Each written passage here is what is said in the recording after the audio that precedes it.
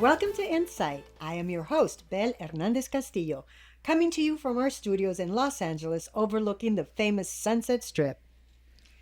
Insight gives you a look into the vibrant world of entertainment by speaking to the actors, the filmmakers, and the power brokers who create the films and TV shows you watch. Each episode features interviews with prominent actors, producers, and directors, providing a behind-the-scenes look at their projects and the industry at large. So let's get started. Our guest for today is actor, writer, director Danny Pino, who is currently starring in the new MGM Plus series Hotel Cocaine. But first, a bit of insight into the world that features prominently in that series. For that, I want to turn back the clocks to the late 70s and the early 80s to the disco era. In the disco era of mirrored balls and platform shoes, a flashy show-stopping outfit might have gotten you into the hottest discos of the time. No guarantees, but it did happen to a few. According to Wikipedia, disco started in Philadelphia and New York City in 1974 as a mixture of music from venues popular among African Americans, Latinos, gay Americans, and Italian Americans.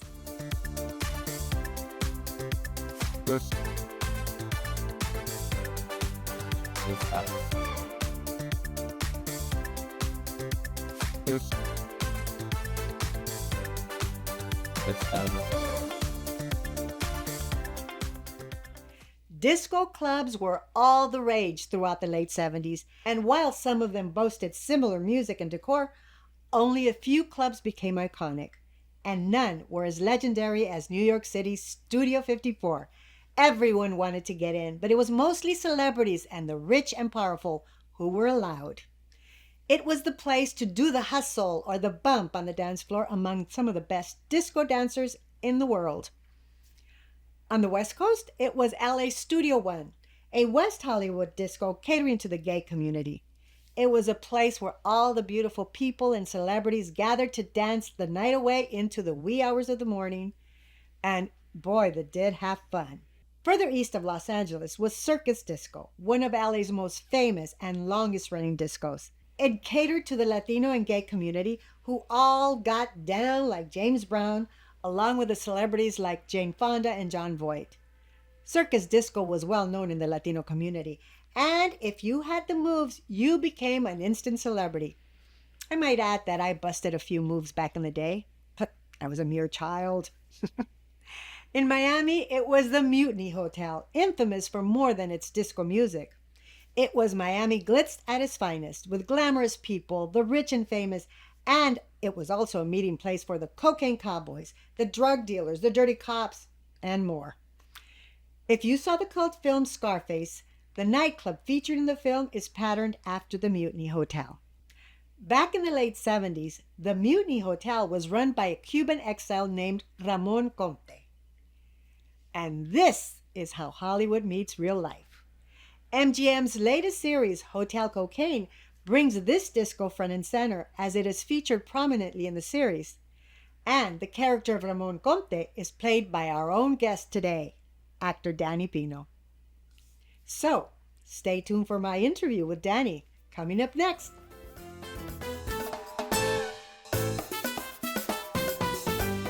Welcome back. I have been a fan of Danny Pino since he started on the TV series Cold Case, which ran from 2003 to 2010, and more recently for his role as Miguel Galindo in Mayans MC, where I grew to love and hate his character almost simultaneously. He was that good. Qué padre camisa, güey.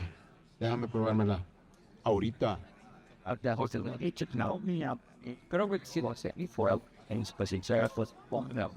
Se mueve esa cucaracha. Eso es que eres para mí. Una pinche plaga con un cerebrito de mierda. Alguien te pisa. Nadie ni se da cuenta.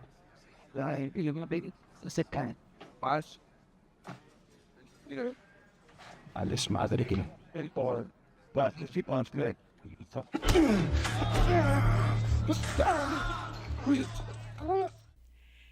Recently, I spoke to Danny about his new role in MGM's Hotel Cocaine, which is a fictional story with a page taken from history of the cocaine trafficking world in Miami in the 1970s.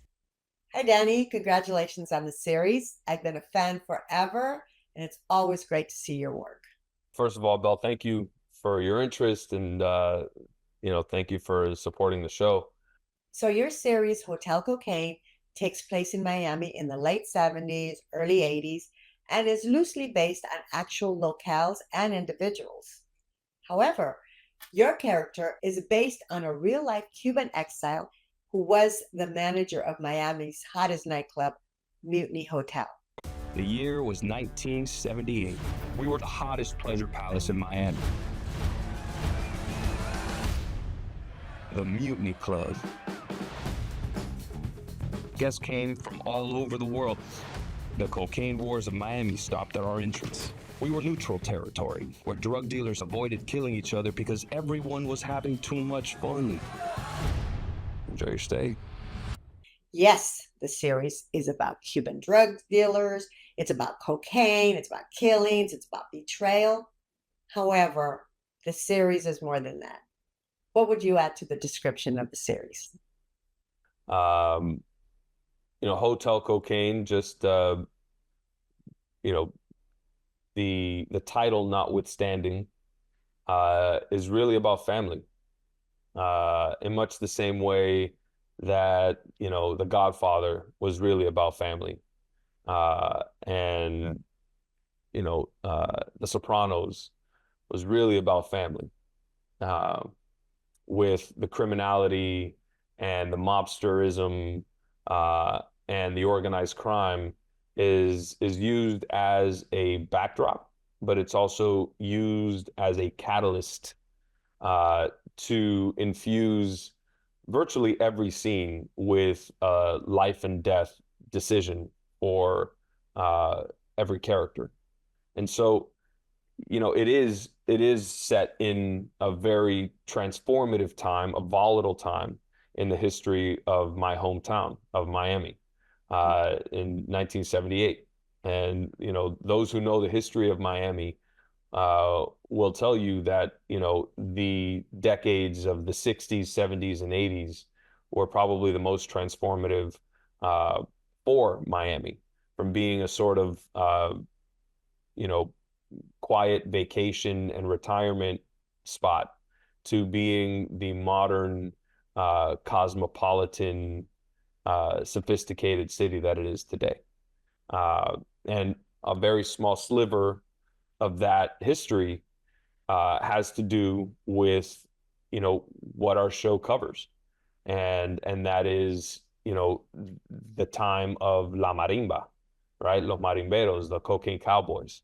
And, there have been multiple documentaries made, articles written. I believe Griselda shows and highlights the mutiny as well, but the mutiny is also highlighted in Scarface. So our story is actually a story that is not going to be a surprise, especially given our title, to the people who who watch the first episode. I think the surprise is that the title is a Trojan horse. Mm-hmm. It's a title that is meant to be provocative and meant to let you know what the backdrop of our show is, but really what is being dealt with, and the main protagonist of our show is family. That I was going to ask you that later on in the interview, but I'm glad you touched on it. So let's talk about, because it is very like controversial in the title, but it is about family, as you say. And also, I want to go to your character. So you've played some good guy characters in Cold Case and Law and Order SVU. And so those were like the good characters that you've played, but you've also played the shady characters, which were, of course, in Mayans MC and now in Hotel Cocaine. But what would you say that your character in Cocaine is? A good guy or a bad guy? Uh, uh, Bel, I don't see it in those terms. I think that the characters worth playing, the characters that are, I think, most interesting are the ones who sort of ride the line, you know, that maybe you agree with or you support, and you cheer for maybe in one scene, but you kind of scratch your head and dislike and disagree with in another scene. Uh, because I think I'm attracted to those kinds of characters, and I feel like maybe uh, other viewers would be as well because we recognize ourselves in that, Mhm. right? We recognize that we're not one thing consistently, that we're capable of some real beauty and some true sympathy and empathy and caring. But we're also capable of violence, and we're capable of, not being able to contain our frustrations and our anger sometimes. And so I think relating to a character, whether it's on Cold Case or SVU, or whether on Mayans, or now on Hotel Cocaine, what they all share, the DNA that all of those characters share, is great writing and being able to ride the line between, doing things that would be considered maybe more generically good or maybe more generically bad, but working within those parameters uh, to find ourselves maybe uh, representing humanity. Right. Yes, totally. I'm with you there. And I also wanted to do a fun question here. So you Right. were born in Miami. I mean, you grew up in Miami. So you know the city, and you were around in the 70s and 80s, I imagine. Maybe you're not that old. I'm not sure. But I, how fun is I it, was. or how not fun is it to wear the fashions to transport yourself back into the 80s and to a city that you grew up in? It does a lot. Uh, Adela Cortazar's um, wardrobe design, it immediately uh, puts me, and I know our cast, it puts us all uh, in the same story, right? You can't help but once you put on the polyester shirt with, the wide collars, and the flared pants and the platform shoes, and that really thick, 1970s jacket, uh, and you put on the gold chain with the medallion, you can't help but be transported. Uh, and there's a real price to pay. Just as a fun question, here's the fun answer. It's all fun and games until you walk out into 99-degree weather with 99% humidity in the Dominican Republic where we shot. And you realize I'm going to spend most of my day melting. That's what I was going to say. But also, that's the type of weather you have in Miami, right? It's also Oh yeah. Oh yeah, no, it's identical weather. The Dominican Republic is a paradise, in much the same way that Miami is a paradise. And our producers, Ivan Reynoso, in the Dominican Republic, uh, did such a fantastic job of choosing locations. Guillermo Navarro, who's our producing director, of finding locations that would emulate locations in Miami in the 70s. I still remember Miami in the 70s, and I was a very young kid back then, but I still have memories of, being in and among Miami in the 70s and 80s. And so there were definitely moments where I was on set and I felt like I was back there, not only because of the set and Raimundo Cabrera's art direction, but because of the wardrobe and the beach and the palm trees, and like we just talked about, the temperature and the humidity, uh, uh, it made me use a pañuelo, a handkerchief, throughout the entire shoot, which is something that my grandfather always had. And he always sprayed it with a little bit of vetiver, some cologne. So every time he used it, he would refresh his cologne, right? Do you use it in the show? The I do. pañuelo? I always, that was one of the things that I needed to have, and that I used every day whenever I would grab the pañuelo from my wardrobe. I would always spray it with some vetiver in homage to my grandfather, but also, in homage to, Cuban Americans from that time who would do the same. Wow.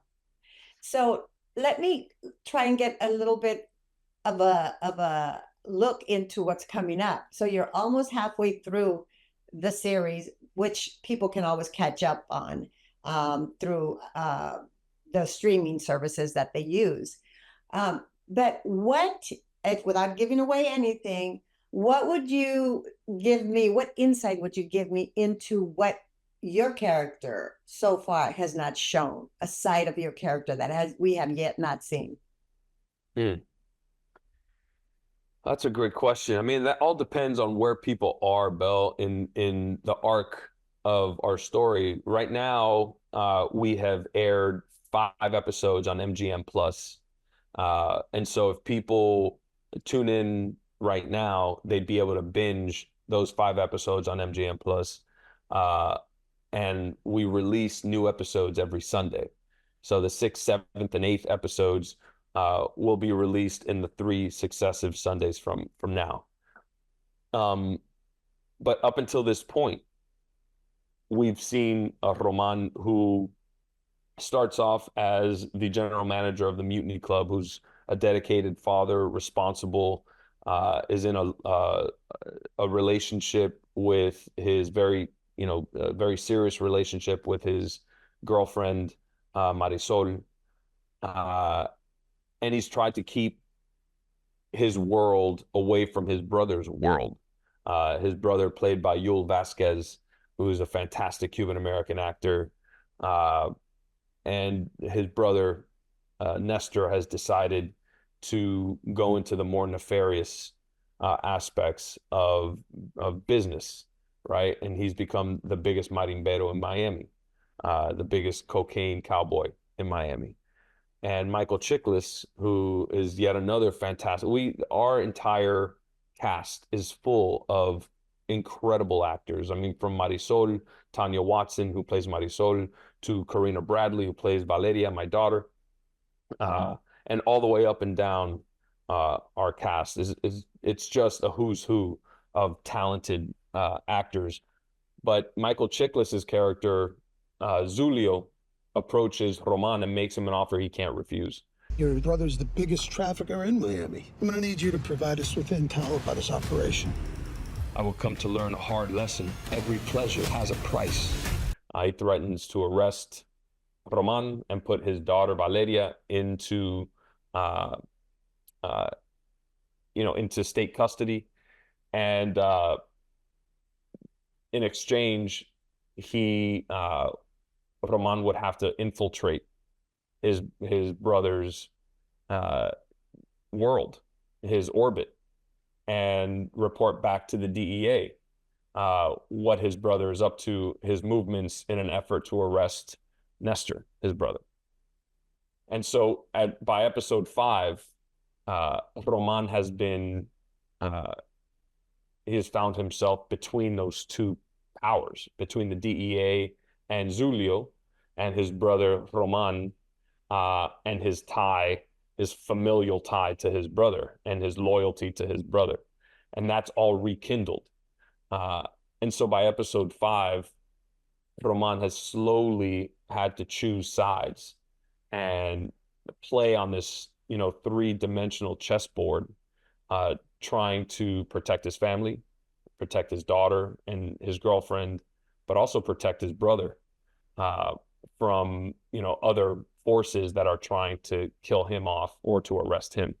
And at this point, what is starting to be revealed about Roman through the pressure that he's in, or the pressure that he's under, is this trained soldier, this trained military sniper, assassin, hitman, who was trained under the tutelage of the CIA in order to attack the Bay of Pigs.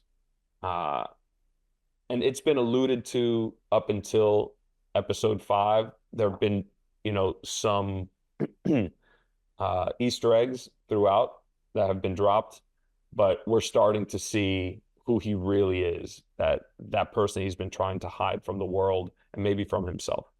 Wow, that is more intriguing. So it starts off with the trafficking, group, and it's about family, and it's about betrayal, and it's about so many things. This sounds very, very exciting as you get more towards the end, which I hope that will lead to a second season. But congratulations on the show. Thank you for sharing so much, because our audience will now really be intrigued and will tune in to see Hotel Cocaine with Danny Pino and Yoel Vasquez and all the other great characters and talents that are playing them. Thank you so much for sharing with us. Thank you, Bel. Thank you for your support and your audience's support. Hope to see you at the hotel. Is that hotel still around? The Mutiny? It is. The Mutiny Hotel, the actual structure is still around. It doesn't exist in the same way. The club is gone, but the structure still is in Coconut Grove, Florida, in Miami. The pool has changed a little bit, but it's still where it was. The valet still looks very similar. The sign outside is, still says, the Mutiny Hotel. So it definitely exists. And I've actually stayed there with my wife prior to all of this. I actually stayed at the hotel years ago. Oh my God. It gets better and better. So everyone tune in. Thank you. Thank you, Bel. Bye-bye. Thank you, Danny, for the insight into the world of Hotel Cocaine. Tune in to MGM Plus to watch the full series. It's quite a ride. It is also a series that features an overwhelming group of Latino talent, both in front and behind the camera. You can check out the series streaming on MGM Plus, Amazon Prime, and other streaming platforms. Stay with us. We'll be right back.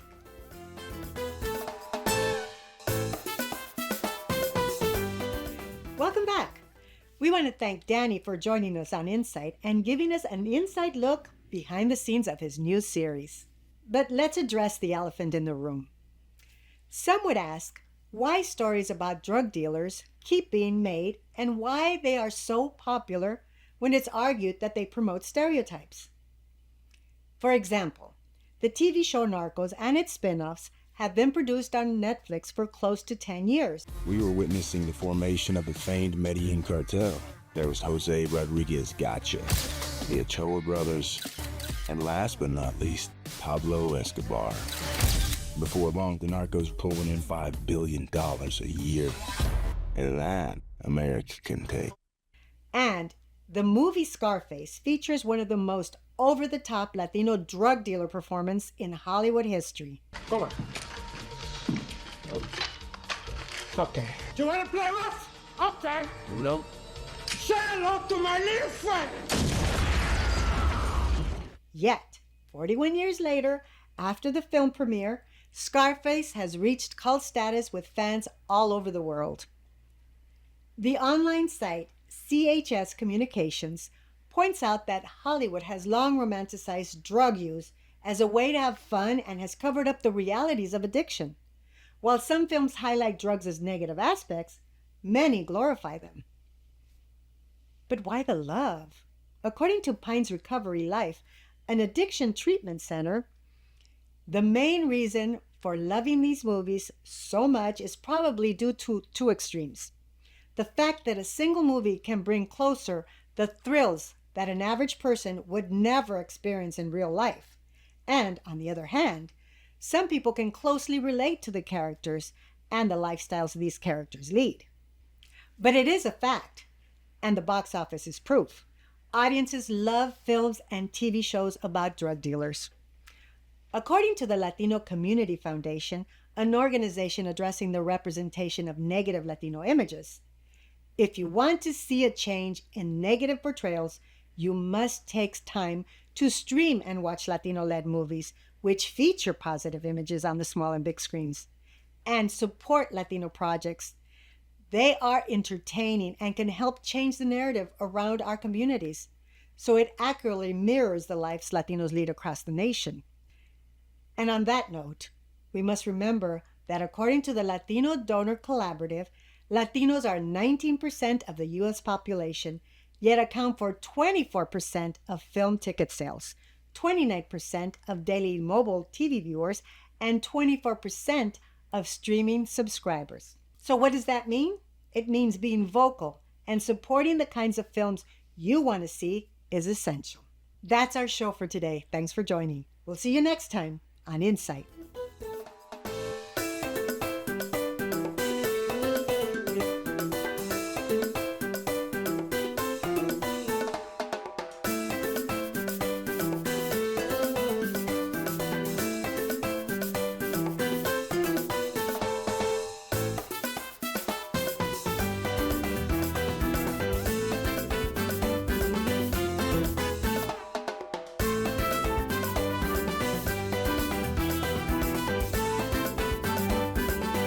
Bye.